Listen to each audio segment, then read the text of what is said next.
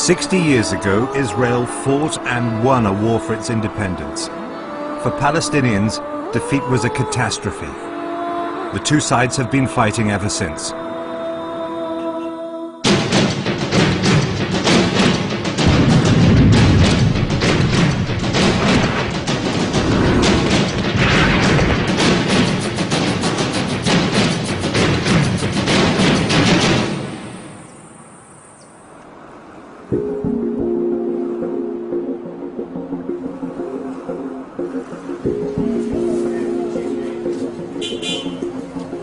What happened 60 years ago still shapes lives in Israel and the occupied Palestinian territories. If they want peace, they'll need to overcome the legacy of 1948. Gaza, home to 1.4 million Palestinians, most of whom are refugees from the land that became Israel. The current battleground in this long war lies in and around the Gaza Strip. Israel uses airstrikes and ground incursions. Palestinians rocket Israeli border towns. Both sides blame each other.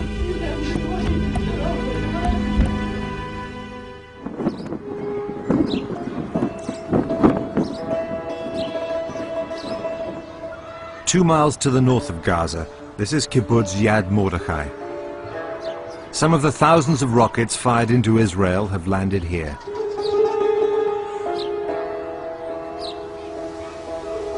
History is never far away. This kibbutz, or communal farm, was founded in the 1930s by Jews from Poland. They were Zionists who wanted to return to the biblical home of the Jews to make a state. We build a society with our own hands, by new forms of life, not only by high technology. The kibbutzim and the development towns. Those are forms of life that without it you cannot understand what Israel is.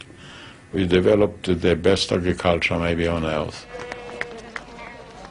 The Zionists had neighbors, Palestinian Arab farmers who'd been working the land for centuries. The relationship between the two was normal and reasonably friendly. It was after 1930, with the massive land purchases, with the massive immigration, that the Palestinians became aware that their existence was at stake. In 1943, the kibbutz took the name of Mordechai Anilevich, the Jew who led the uprising in the Warsaw Ghetto against the Nazis.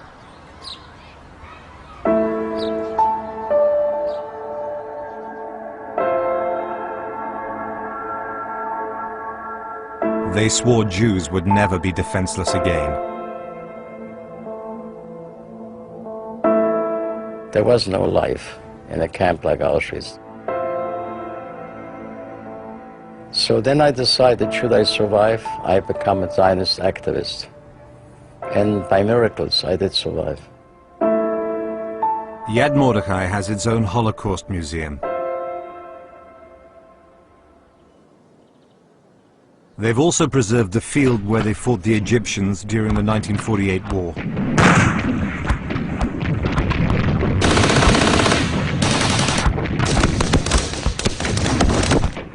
What happened here was a critical moment in the fight to create a Jewish state. 60 years on, Israelis have a lot to celebrate. It's been an extraordinary feat of nation building. But for Palestinians, every year this anniversary reminds them of what they call their catastrophe. For them, the last 60 years has been about dispossession and exile. During Israel's independence war, around 700,000 Palestinians became refugees. They left everything intact at their homes, everything. Some families even left their money, their jewels at home, and then thinking that the storm will calm down and in 2 or 3 or months will come back. But Israel stopped them returning. Many of Yad Mordechai's old Palestinian neighbors are still close by, refugees in the Gaza Strip. They call it the world's biggest prison. Here is a war which had led to the uprooting of a villager from his village. You know how attached a villager is to his olive tree, to his little home, to his house, to his mode of life, to his... It's something unimaginable. I mean, the Palestinian people are one of the oldest people in their habitation of Palestine. Palestinians have to do some soul searching too. Why did it become a catastrophe? They could have accepted most of the land, a state of their own. They refused, not us, in 1947. We cannot apologize for their mistake. In 1897, the Zionist movement in Europe met and declared that it wanted to found a state for Jews in Palestine. 2 years later, the Arab mayor of Jerusalem begged them to leave Palestine alone and warned there'd be an Arab uprising if they didn't.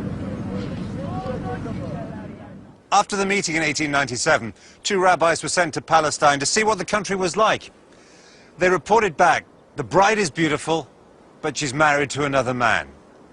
Some of the early Zionists warned that confrontation with the Arabs was going to be unavoidable. Others persuaded themselves that Arabs would be glad to see them because they were bringing with them European expertise.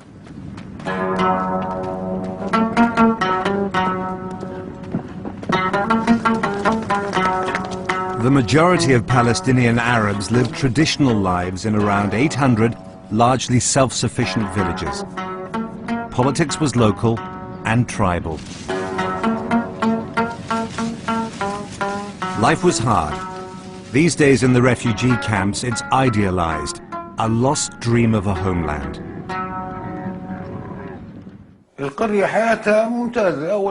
Village life was great. We worked the land and sold the crops in Ramla, Lid, Hebron and Jaffa. We had olives, watermelons, cantaloupes, wheat and sesame. All these things. The people were happy and content.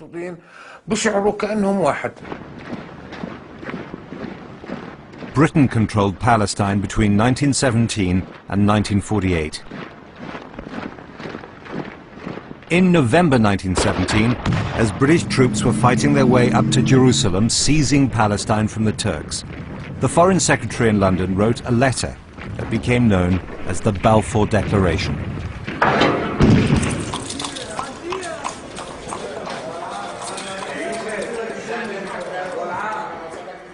The Balfour Declaration said the British would view with favour the establishment in Palestine of a national home for the Jewish people and use their best endeavours to make it happen.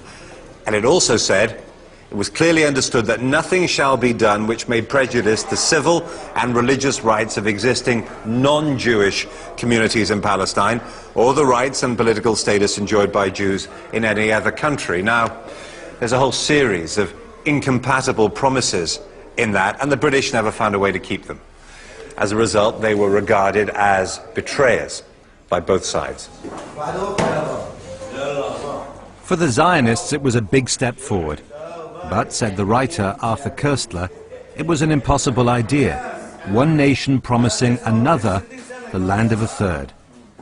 It did a great deal to create the conflict that continues today. Small communities of religious Jews had remained in Palestine since Roman times. The new Jewish immigrants were different. Many were socialists and atheists who wanted to escape persecution and to create a new society. A dream to change the Jewish nature from a nation of merchants and bankers to a nation of farmers and fighters.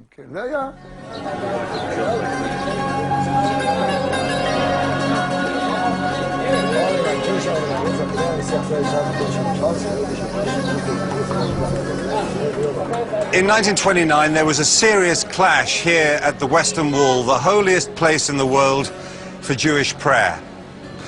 More than 100,000 Jews had arrived in Palestine in the 1920s, and